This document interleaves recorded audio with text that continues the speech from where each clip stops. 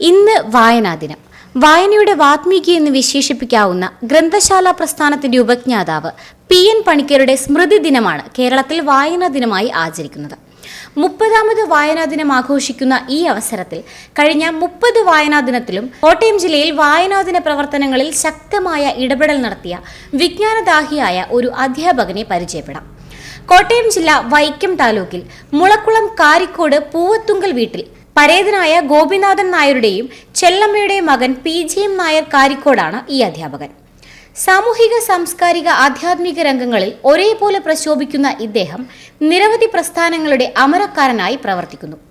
PN പണിക്കരോടൊപ്പം അനൗപചാരിക വിദ്യാഭ്യാസ പ്രവർത്തനങ്ങളിലും തുടർന്ന് സാക്ഷരതാ പ്രസ്ഥാനത്തിലും സജീവ സാന്നിധ്യമായിരുന്ന ഇദ്ദേഹം സ്വന്തം ഗ്രാമമായ കാരിക്കോട് ആനക്കുഴി നിരപ്പ് കോളനിയിൽ പ്രവർത്തിച്ചിരുന്ന അനൗപചാരിക വിദ്യാഭ്യാസ കേന്ദ്രത്തിലെ അധ്യാപകനായാണ് സാക്ഷരതാ പ്രവർത്തനങ്ങൾക്ക് തുടക്കം കുറിക്കുന്നത്. PN പണിക്കരുടെ നിര്യാണത്തെ തുടർന്ന് രൂപീകരിച്ച PN പണിക്കർ ഫൗണ്ടേഷന്റെ സജീവ പ്രവർത്തകനായ ഇദ്ദേഹം അക്ഷരനഗരിയായ കോട്ടയം ജില്ലയുടെ ജനറൽ സെക്രട്ടറിയായി ദശാബ്ദങ്ങളായി പ്രവർത്തിച്ചു വരുന്നു.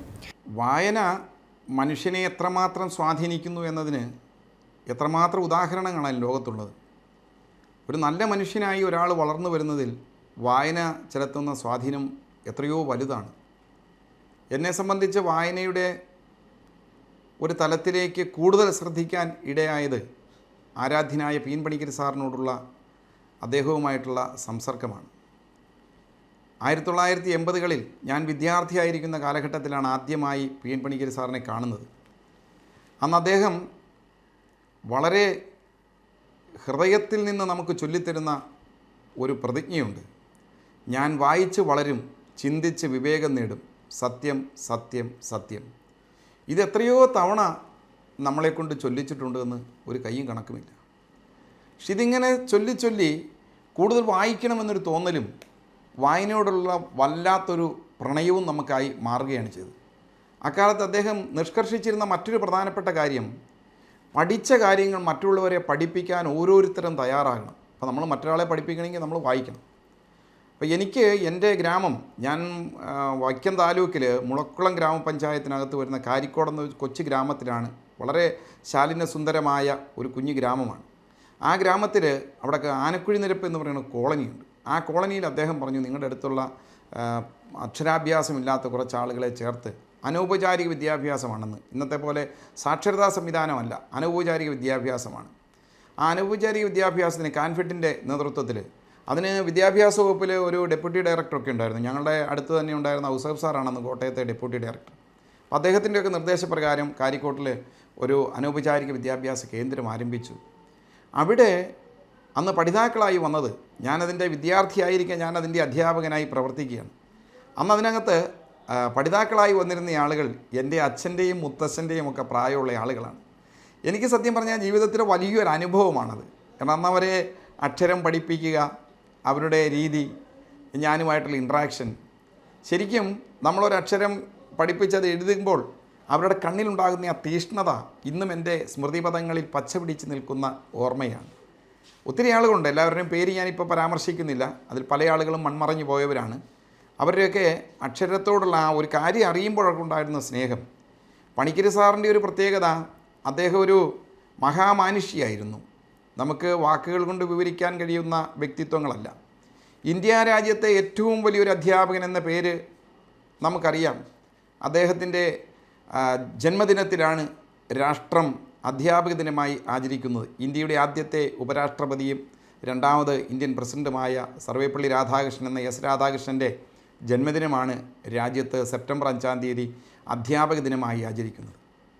ഇന്ത്യ രാജ്യത്ത് മറ്റൊരു അധ്യാപകൻ്റെ ചരമദിനം ഇന്ത്യ രാജ്യം മുഴുവനും അതിപ്രധാനപ്പെട്ട ഒരു ദിവസമായി വായനാ ദിനമായി ആചരിക്കുന്ന രണ്ടാമത്തെ വ്യക്തി സർവേപ്പള്ളി രാധാകൃഷ്ണൻ കഴിഞ്ഞാൽ അടുത്ത വ്യക്തി കേരളത്തിലെ പഴയ കോട്ടയം ജില്ല, ഇപ്പോൾ ആലപ്പുഴ ജില്ലയാണ്, കോട്ടയം ജില്ലയിലെ നീലമ്പേരൂരിൽ ജനിച്ച് കേരളം മുഴുവൻ വളർന്ന് ഇന്ന് രാജ്യം മുഴുവൻ തന്നെ ശ്രദ്ധിക്കപ്പെടുന്ന ഒരു വ്യക്തിത്വമായി വളർന്ന ആദരണീയനായ PN പണിക്കർ സാറാണ്. PN പണിക്കർ സാറിൻ്റെ ചരമദിനമായ ജൂൺ മാസം 19-ാം തീയതി സംസ്ഥാനത്ത് വായനാ ദിനമായി ആദ്യം ആചരിച്ചു.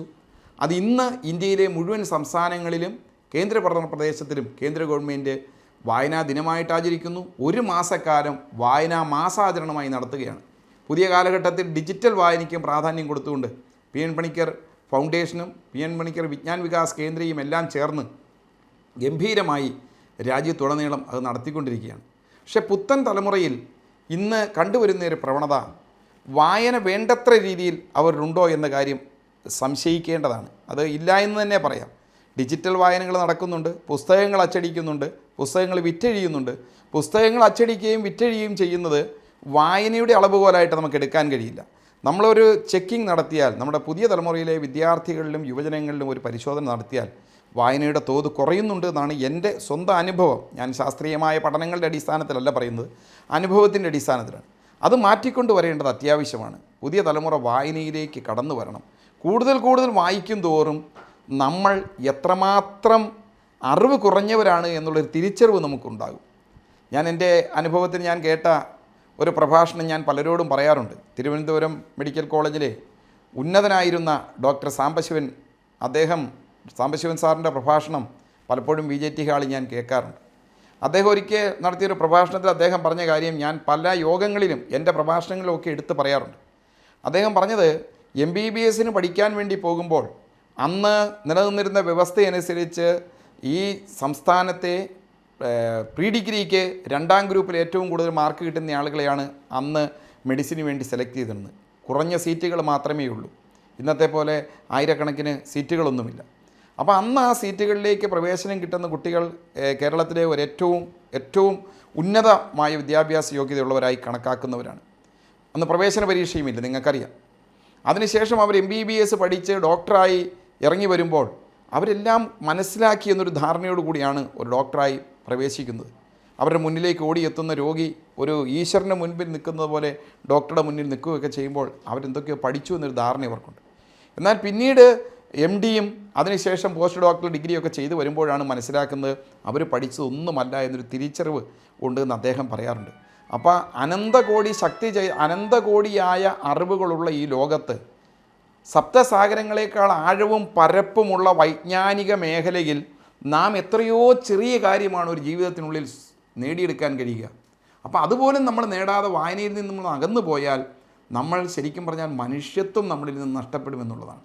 ശരിയായി നമ്മൾ കുറച്ച് കളക്ഷൻ ഓഫ് ഇൻഫർമേഷൻസ് ആണ് ശരിക്കും ഇന്നത്തെ വിദ്യാർത്ഥികൾ നേടുന്നത്.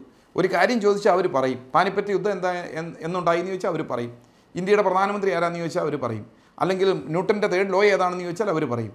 പക്ഷേ ഒരു ജീവിതത്തിലേക്ക് കടന്നു വരുമ്പോൾ മനുഷ്യനോടുള്ള സ്നേഹവും സഹജീവികളോടുള്ള ആ കരുണയും ഒക്കെയുള്ള ഒരു സാമൂഹിക പ്രതിബദ്ധതയുള്ള ഒരു തലമുറയുണ്ടാകണമെങ്കിൽ നിരന്തരമായ വായന അനിവാര്യമാണ്. അതുകൊണ്ടാണ് ഞാൻ വായിച്ച് വളരും, ചിന്തിച്ച് വിവേകം നേടുമെന്ന് അദ്ദേഹം പറഞ്ഞത്.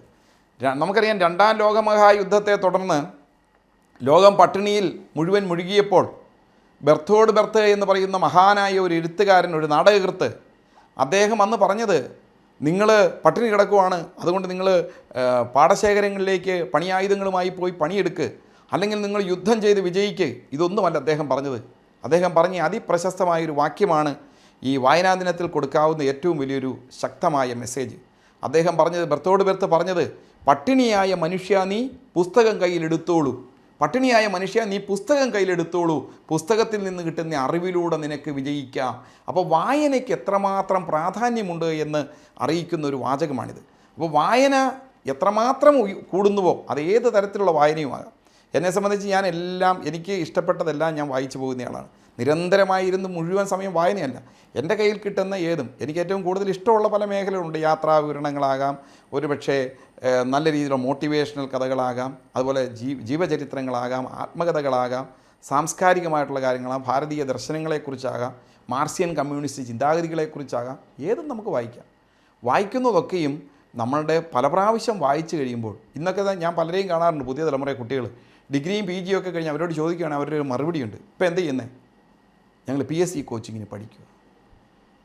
21-22 വർഷം പഠിച്ച കാലത്ത് ഇവരൊന്നും പഠിച്ചിട്ടില്ല, പത്രവും വായിച്ചിട്ടില്ല, വേറൊന്നും വായിച്ചിട്ടില്ല. ഇപ്പോൾ കാണാതെ പോയി പഠിക്കുക. 1947 ഓഗസ്റ്റ് 15 ഇന്ത്യക്ക് സ്വാതന്ത്ര്യം കിട്ടി, കാണാതെ പഠിക്കുക. അങ്ങനെയുള്ള പഠനമല്ല നമുക്ക് ആവശ്യം. ഒരു PG ലെവൽ കഴിഞ്ഞ ഒരാളോട് അത്യാവശ്യം കാര്യങ്ങൾ ചോദിച്ചാൽ കറണ്ട് അഫയേഴ്സും കാര്യങ്ങളൊക്കെ അറിഞ്ഞിരിക്കണം. നിരന്തരമായ വായന, പത്രവായന നിർബന്ധമാക്കണം.